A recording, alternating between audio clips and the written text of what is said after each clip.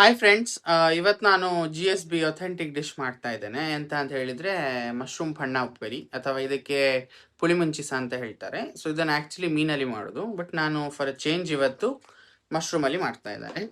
ಎಂತೆಲ್ಲ ಬೇಕು, ಹೇಗೆಲ್ಲ ಮಾಡ್ತೇವೆ ನೋಡೋ ಬನ್ನಿ. ಮೆಣಸು ಮತ್ತೆ ಕೊತ್ತಂಬರಿಯನ್ನ ಸ್ವಲ್ಪ ಫ್ರೈ ಮಾಡಿದ್ರೆ ಆಯ್ತು ಎಣ್ಣೆಯಲ್ಲಿ. ಆಗ ಫ್ರೈ ಮಾಡಿ ಇಟ್ಕೊಂಡಿದ್ದೇವೆ.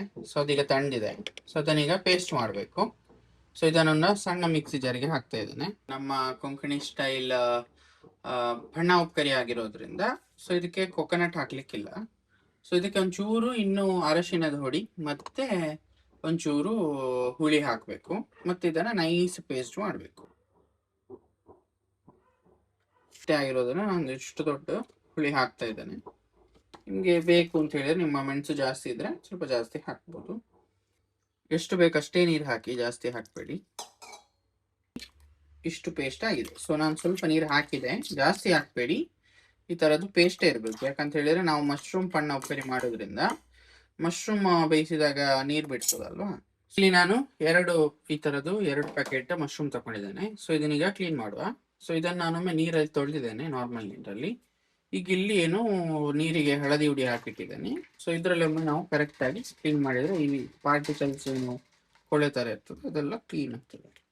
ಇದೆಲ್ಲ ಕ್ಲೀನ್ ಮಾಡಿ ಒಮ್ಮೆ ಸಿಗ್ತದೆ. ನಾನೆಲ್ಲ ಇದನ್ನ ವಾಶ್ ಮಾಡಿ ಇಟ್ಟಿದ್ದೇನೆ. ಸೊ ಇದನ್ನೀಗ ನೀವು ಕಟ್ ಮಾಡಬೇಕು. ಈಗ ನಾನು ಒಂದು ಪಾತ್ರೆಗೆ ಸ್ವಲ್ಪ ಎಣ್ಣೆ ಹಾಕಿ ಜೀರಿಗೆ ಹಾಕಿ ಇಟ್ಟಿದ್ದೇನೆ. ಇದೊಂದು ಸ್ವಲ್ಪ ಫ್ರೈ ಆಗಲಿ. 2 ಈರುಳ್ಳಿ ಕಟ್ ಮಾಡಿ ಇಟ್ಟಿದ್ದಾನೆ. ಮತ್ತೆ ನಾವು 2 ಪ್ಯಾಕೆಟ್ ಏನು ಮಶ್ರೂಮ್ ಕಟ್ ಮಾಡಿದ್ವಿ ಅದು ಕಟ್ ಮಾಡಿ ಇಟ್ಟಿದ್ದಾನೆ. ಸೊ ಇದು ನಿಮಗೆ ತುಂಬಾ ಅಂತ ಅನಿಸ್ಬೋದು, ಬಟ್ ಇದೀಗ ಒಮ್ಮೆ ನಾವು ಪಾತ್ರೆಗೆ ಹಾಕಿ ಬೆಂದಿದ ಮೇಲೆ ಸ್ವಲ್ಪ ಆಗ್ತದೆ ಇದು. ಈರುಳ್ಳಿ ಹಾಕಿದೆ. ಈಗ ಈರುಳ್ಳಿ ಸ್ವಲ್ಪ ಒಂದು ಗೋಲ್ಡನ್ ಬ್ರೌನ್ ಆಗ್ಬೇಕಂತಿಲ್ಲ, ಒಂಚೂರು ಇದನ್ನ ಬಾಡಿಸಿದ್ರೆ ಸರಿ. ನಾನೇ ಒಂದಿಷ್ಟೀಗ ಹರಳು ಉಪ್ಪು ಹಾಕ್ತಾ ಇದ್ದೇನೆ. ನಿಮಗೆ ಹರಳು ಉಪ್ಪು ಇಲ್ಲ ಅಥವಾ ಅಂದಾಜು ಸಿಗುದಿಲ್ಲ ಅಂತ ಹೇಳಿದ್ರೆ ನೀವು ನಾರ್ಮಲ್ ಉಪ್ಪು ಸಹ ಹಾಕ್ಬೋದು, ನಿಮ್ಮ ಟೇಸ್ಟಿಗೆ ಎಷ್ಟು ಬೇಕು ಅಷ್ಟು. ಇದೀಗ ಲೈಟ್ ಬ್ರೌನ್ ಆದ ಮೇಲೆ ನಾವೀಗ ಮಶ್ರೂಮ್ ಹಾಕುವ.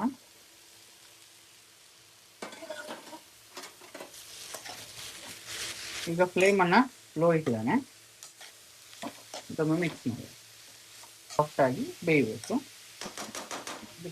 ಇದಕ್ಕೀಗ ಹಳದಿ ಹುಡಿ ಹಾಕಿ ಅಥವಾ ಅರಶಿನ ಹಾಕಿ ನಾನು ಮಿಕ್ಸ್ ಮಾಡಿ ಇದನ್ನ ಲೋ ಫ್ಲೇಮಲ್ಲಿ ಇಟ್ಟು ಮುಚ್ಚಿ ಒಂದು 10 ಮಿನಿಟ್ಸ್ ಬೇಯಲಿಕ್ಕೆ ಇಡ್ತೀನಿ. ಆಯ್ತಾ? ಈಗ ನೀವು ನೋಡ್ಬೋದು ಇದು ಬೆಂದು ಸಾಫ್ಟ್ ಆಗಿದೆ. ಮತ್ತೆ ನಾನು ಯಾವುದೇ ನೀರು ಹಾಕಲಿಲ್ಲ. ಸೊ ಮಶ್ರೂಮ್ ಅನ್ನುವಂಥದ್ದು ನೀರು ಬಿಡ್ತದೆ.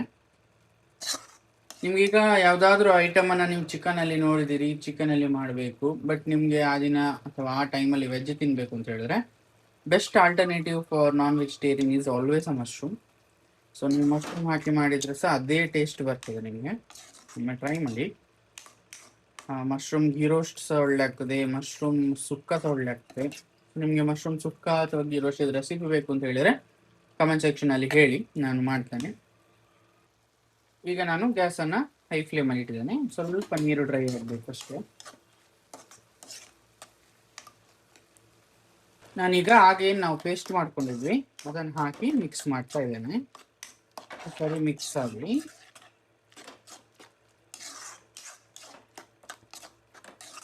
ಒಂದು ಸ್ವಲ್ಪ ನೀರು ಹಾಕಿ ಇದಕ್ಕೆ ಹಾಕ್ತೇನೆ, ಜಾಸ್ತಿ ಬೇಡ.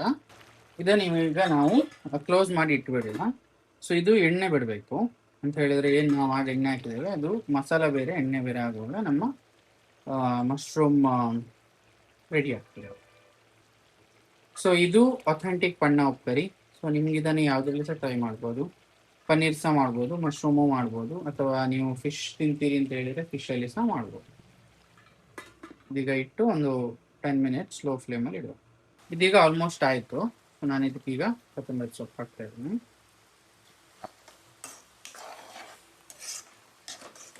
ಒಂದು ಕುದಿ ಬಂದರೆ ಅಲ್ಲಿಗೆ ಸಾಕು. ಉಪ್ಪೆಲ್ಲ ನೋಡ್ಕೊಳ್ಳೋಣ, ಚೆಕ್ ಮಾಡಿ. ಉಪ್ಪು ಕಮ್ಮಿ ಉಂಟು ಅಂತ ಹೇಳಿದ್ರೆ ಉಪ್ಪು ಹಾಕಿ. ಖಾರನ ಬ್ಯಾಲೆನ್ಸ್ ಮಾಡಲಿಕ್ಕೆ ನಾನು 1 ಸ್ಪೂನ್ ತುಪ್ಪ ಹಾಕಿ ಮಿಕ್ಸ್ ಮಾಡಿದ್ದೆ. ಸೊ ಅದು ನಿಮಗೆ ಹಾಕಿ ಅದು ತುಂಬ ಖಾರ ಆಗೋದಿಲ್ಲ ಅವಾಗ.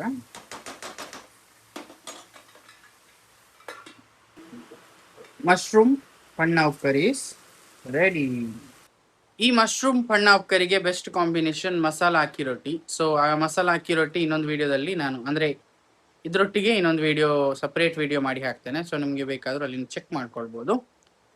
ಸೊ ಇದಾಗಿತ್ತು ಇವತ್ತಿನ ಒಂದು ಅಥೆಂಟಿಕ್ ರೆಸಿಪಿ. ಸೊ ನಿಮ್ಗೆ ಇದೇ ಥರ GSB ಅಥೆಂಟಿಕ್ ಬೇರೆ ರೆಸಿಪೀಸ್ ಬೇಕು ಅಂತ ಹೇಳಿದರೆ ಕಮೆಂಟ್ ಸೆಕ್ಷನಲ್ಲಿ ಹೇಳಿ. ಇದು ಟ್ರೈ ಮಾಡಿ ಹೇಗಾಗಿದೆ ಅಂತ ಕಮೆಂಟ್ ಸೆಕ್ಷನಲ್ಲಿ ಸಹ ಹೇಳಿ.